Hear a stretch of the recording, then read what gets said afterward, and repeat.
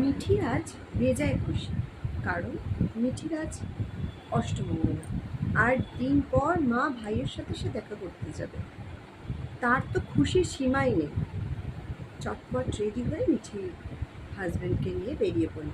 সাথে গেছিল তার এক ছোট্ট কুট্টি দেখ। মিঠি তো খুব খুশি।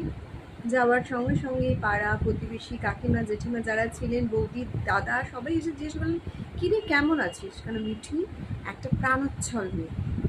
তা সে তো গিয়ে তার শ্বশুরবাড়ির সম্বন্ধে সব বলছে, হাসি ঠাট্টা, এই করে একটা দিন কিন্তু পার হয়ে গেল। পরদিন মিঠির হাজব্যান্ড বলল, তোমার টুকিটাকি কিছু যদি কেনার থাকে তুমি আমার সাথে চলো। তো তারা দুজন ছোট্ট কুট্টি দেওয়ারটাকে নিয়ে একটু টুকিটাকি মার্কেটিং করতে গেল। কারণ মিঠির একটা স্বভাব আছে, ও সহজে কিছু কারোর কাছ থেকে নিতে চায় না। তাই খানিক জোর করেই নিজের পাওয়া টাকা থেকে, মানে গিফট গিফট পাওয়া টাকা থেকে কিছু টাকা স্বামীর হাতে তুলে দিল, দিয়ে বললো, এটা তুমি খরচ করো, পরে আমাকে দিয়ে দিও। আর যেহেতু অ্যারেঞ্জ ম্যারেজ, সে তো একটু তো লজ্জা থাকবেই, কিন্তু মিঠু যেহেতু প্রাণোচ্ছল মেয়ে, তাই মনে হচ্ছে এটা একটা খুব ভালো বন্ধু, স্বামী তার খুব ভালো বন্ধু। তা তিনজনে মিলে মার্কেটিংয়ে গেল। ভাইকেও বলেছিল মিঠি, কারণ ভাই তার হৃদয়ের খুব কাছে। তো ভাই যায়নি। তো তিনজনে গিয়ে মিঠির টুকিটাকি জিনিসপত্র নিয়ে চলে আসলো। এই করতে করতেও আনন্দ করতে করতে আরেকটা দিন কেটে গেল।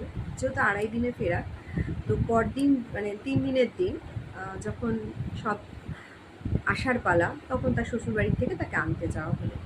সব রিচুয়ালস শেষ, মিঠি এখন বাড়ি ফিরে আসছে। প্রচুর কাজ, যে মিঠির বাবা নেই, মা আর ভাইকে ধরে প্রচুর কান্নাকাটি করছে, কিন্তু ফিরতে তো হবেই তাকে তার শ্বশুরবাড়িতে। ফিরেও এলো। তারপরে মিঠি আনন্দ করে দেখাচ্ছিল যে সে কি কি কিনেছে, বাপের বাড়িতে গিয়ে কি কি করেছে।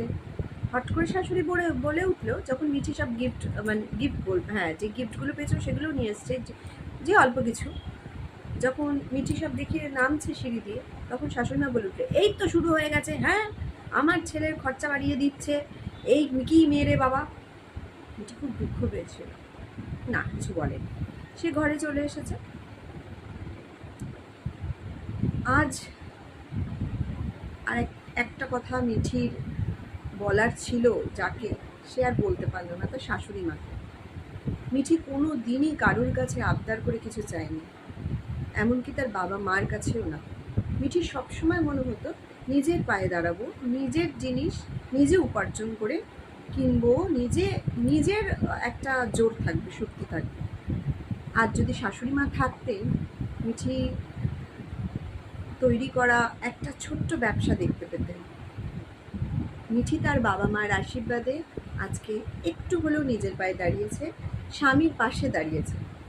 না, স্বামীকে আজও সে বুঝতে দেয়নি, সেই অভিমানটা আজও মিঠি পুষে রেখেছে তার হৃদয়ের একটা কোণায়।